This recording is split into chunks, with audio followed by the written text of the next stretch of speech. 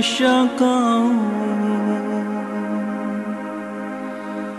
ونشيدا دوما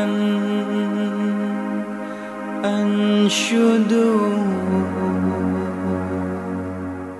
Pipik Dian Irawati kembali berderai air mata. Namun air mata istri mendiang Ustadz Jeffrey Al-Bukhari itu bukan lantaran berselisih pendapat dengan ibu mertua tentang makam suaminya Uje yang akan dipugar, melainkan hatinya tergetar penuh haru saat menyaksikan putra keduanya Muhammad Abizar Al-Ghifari yang biasa disapa Abizar melantunkan sebuah lagu ciptaannya berjudul Umi. Ya, lagu tersebut dibawakan Abizar bersama 4 orang temannya pada saat Pipik dan kedua anaknya Adiba dan juga Abizar mengunjungi sebuah yayasan anak yatim yang berada di kawasan Jatiwaringin, Bekasi, Jawa Barat Sabtu lalu.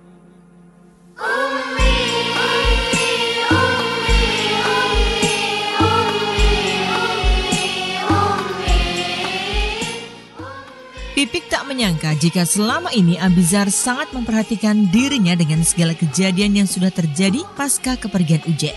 Mulai dari konflik yang sempat terjadi di kalangan keluarga besar Uje, seperti kasus pemugaran makam sang suami hingga kabar kedekatan Pipik dengan sahabat Uje, Ustadz Mohai. Meski begitu, di luar dugaan Pipik, putranya yang masih duduk di bangku kelas 5 SD tersebut mampu menulis semua peristiwa tersebut dalam bait syair lagu berjudul Umi. Maka seperti inilah isak tangis Pipik yang tidak bisa dibendung saat putranya yang masih berusia 11 tahun itu menyanyikan lagu khusus yang diciptakan untuk dirinya di tengah kunjungan mereka ke salah satu yayasan anak yatim yang berada di kawasan Jatiwaringin, Bekasi, yang berhasil terekam kamera Halo Selebriti berikut ini.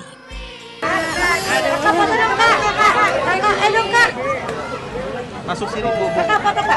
Kasih jalan dulu Bu. Kasih jalan Bu.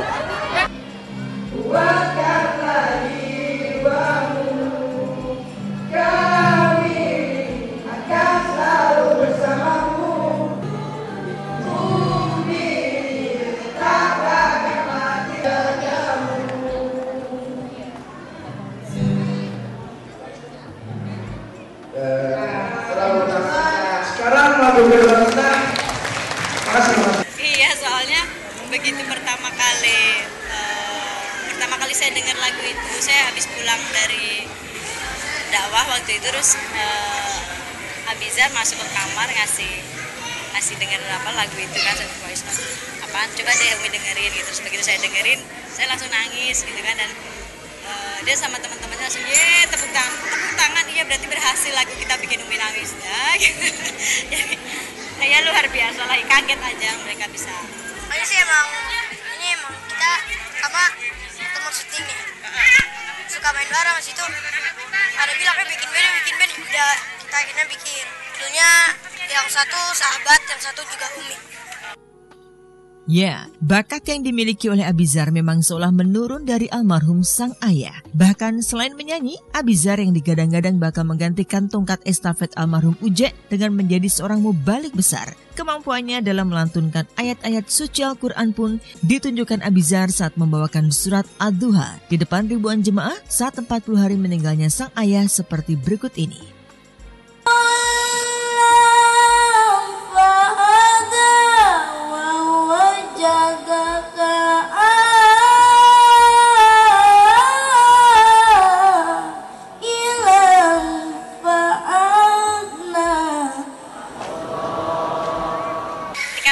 Seorang anak ke orang tua kan seperti ini, dan mungkin ya itu tadi, mereka mempunyai telinga, mereka punya mata, mereka punya hati, dan saya selalu bilang ke mereka bahwa jadilah kalian berliannya Umi sama Abi, walaupun berlian itu kedepannya akan tergores, jatuh, tapi tetap namanya berlian akan bersinar, karena selama ini Allah sedang memperhatikan kita. Selain meneruskan pola didik yang sebelumnya sudah diterapkan Uje semasa hidupnya, kini Pipik juga mulai meneruskan karir sang almarhum sebagai pendakwah. Untuk urusan dakwah ini, Pipik mengaku bukan kemauannya, melainkan takdir Allah yang harus dijalaninya. Meski sudah mulai mendapat tawaran untuk berdakwah, urusan anak-anak tetap menjadi prioritas bagi Pipik. Jika hari biasa, Pipik baru bisa berdakwah jika semua anaknya sedang ada di sekolah dan sudah harus ada di rumah jika anak-anaknya sudah pulang sekolah. Sedangkan jika ada dakwah di hari libur, Pipik selalu membawa serta anak-anaknya, bahkan melibatkan anak-anaknya dalam tauziah yang disampaikannya. Bagaimana Pipik menjalani profesi barunya sebagai pendakwah tersebut?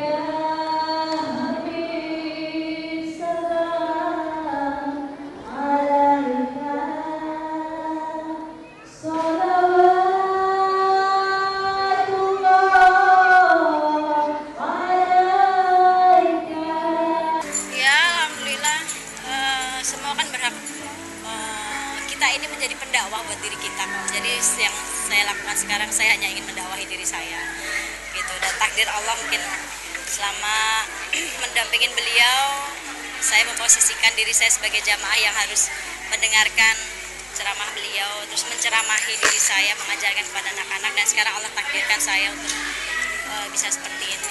Saya kan nggak pernah minta, tapi ini takdir Allah. Enggak loh, anak-anak saya kan terurus semuanya. Saya kan berangkat dakwah pun juga saat mereka sekolah, ya. Dan biasanya kan kalau pengajian hari-hari biasa ibu-ibu majelis taklim itu pagi, saat anak-anak sekolah mereka nungguin di sekolahan, nah itu pengajiannya. Tapi kalau untuk acara di luar kota selalu weekend dan saya ajak anak-anak. Alhamdulillah sampai sekarang saya masih memprioritaskan anak-anak saya karena dakwah saya bukan untuk hidup, tapi hidup itu untuk saya untuk dakwah.